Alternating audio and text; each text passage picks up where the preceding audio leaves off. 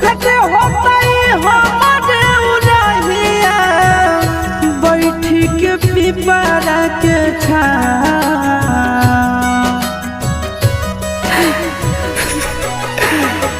देखते होता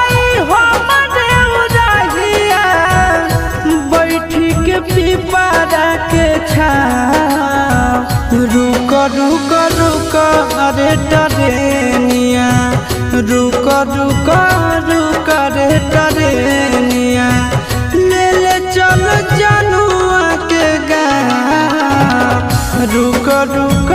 रुक रे टरेनिया।